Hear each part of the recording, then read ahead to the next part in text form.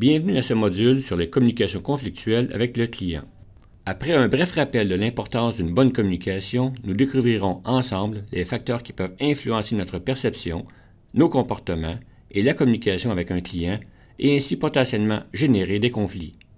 Ensuite, nous verrons comment mettre en pratique une méthode favorisant la résolution de conflits dans des situations professionnelles avant de terminer avec quelques conseils pratiques que vous pourrez appliquer lors de conflits avec des clients. Tout d'abord, rappelons-nous l'importance d'une bonne communication entre le médecin vétérinaire et son client. Vous savez déjà qu'une saine communication avec le client fait partie des responsabilités du médecin vétérinaire. Concrètement, elle fait partie intégrante de sa pratique et elle est essentielle. Même avec le meilleur personnel, le client considère le médecin vétérinaire comme la personne sur laquelle il peut compter pour comprendre la situation. La communication ne peut pas être déléguée à quelqu'un d'autre. De plus, même les meilleures compétences cliniques ne peuvent remplacer un manque de compétences en communication.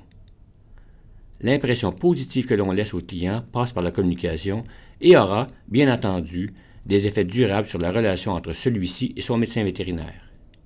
D'ailleurs, la littérature fait consensus sur le fait que les compétences interpersonnelles, les compétences de communication, la capacité au travail en équipe et la compréhension des différences et des valeurs culturelles sont essentielles pour offrir des services vétérinaires de haute qualité. La meilleure façon de concevoir l'importance de la communication avec les clients est de penser à la procédure clinique de la consultation. En médecine humaine, on estime que 75 à 95% des informations dont les médecins ont besoin pour poser un diagnostic proviennent des antécédents médicaux rapportés par les patients. Un médecin vétérinaire en exercice effectuera quant à lui plus de 160 000 consultations au cours de sa carrière. La consultation est ainsi la procédure la plus utilisée par le vétérinaire dans sa pratique. Bien entendu, la consultation est une procédure qui implique la communication.